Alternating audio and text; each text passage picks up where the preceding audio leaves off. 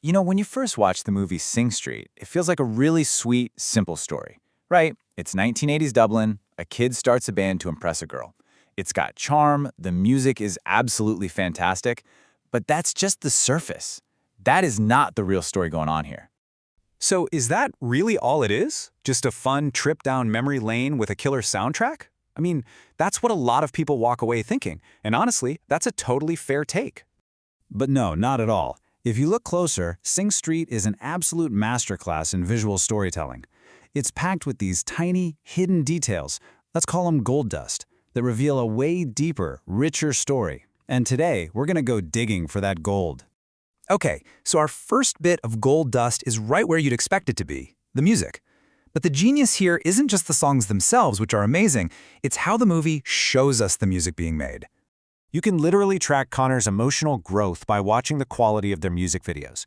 Their first one, The Riddle of the Model, is just wonderfully awkward. They're kids in bad costumes, kind of faking it till they make it. Then you get to Beautiful Sea, and there's real vulnerability there. Raphina literally takes a leap of faith off the pier. And by the time Drive It Like You Stole It comes around, it's this huge, polished, confident fantasy. The art is growing up right there on screen, step by step with the artist.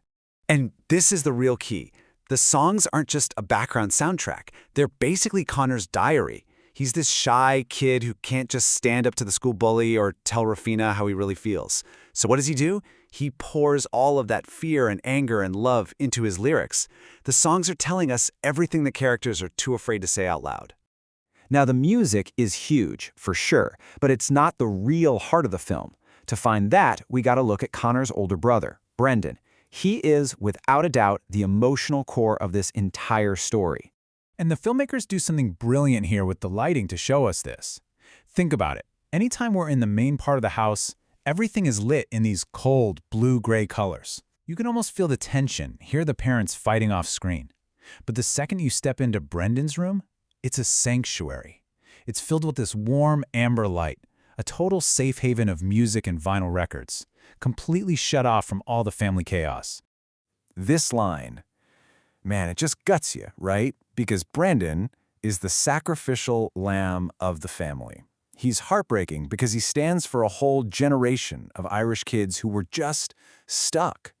He had the dreams, he had the talent, but he just couldn't get out. He was the one who cleared the path, who took all the hits, so that his little brother, Conor, could be the one to finally take off and fly. So why was Brendan stuck, and why is Conor so completely desperate to escape? Well, to get that, you have to understand the world they're living in. This isn't just one family's drama.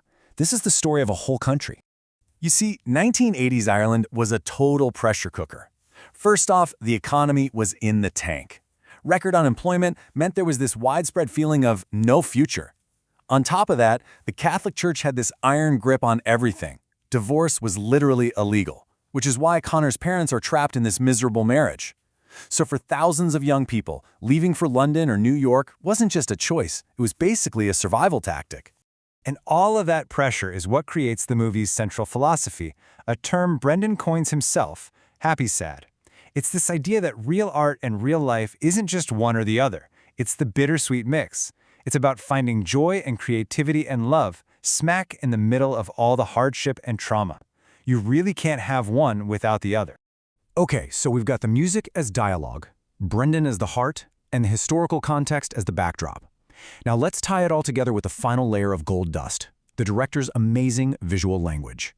Seriously, pretty much every object in this film means something more. You know those ugly brown shoes the headmaster forces Conor to wear? That's all about conformity, about crushing individuality. The makeup he starts wearing, it's not just a fashion statement, it's his armor, a shield that gives him the courage to be himself. And the sea. The sea is this brilliant dual symbol. It's the massive barrier trapping everyone on the island, but it's also the only possible route to escape. The camera work is telling its own story too. Notice how Brother Baxter, the headmaster, is always shot from a low angle? It makes him look like a giant. And Conor is shot from a high angle, making him look small and weak.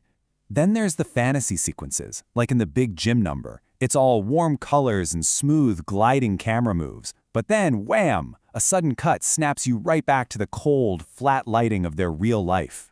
And that final scene on the boat, The shaky, handheld camera makes their escape feel so much more dangerous and thrilling and real. Which brings us to that ending. They don't just sail off into a perfect, calm sunset. No, they head straight into a massive storm in a tiny little boat. And that's because the director is telling us that a safe, easy future was never ever the point. The victory wasn't about arriving safely in London. The victory was finding the courage to head into the storm together in the first place. Ultimately, that's what Synge Street is all about. It celebrates that happy, sad reality of taking a huge risk, of choosing the difficult, uncertain path simply because it's your path, and it leaves all of us with a really powerful question.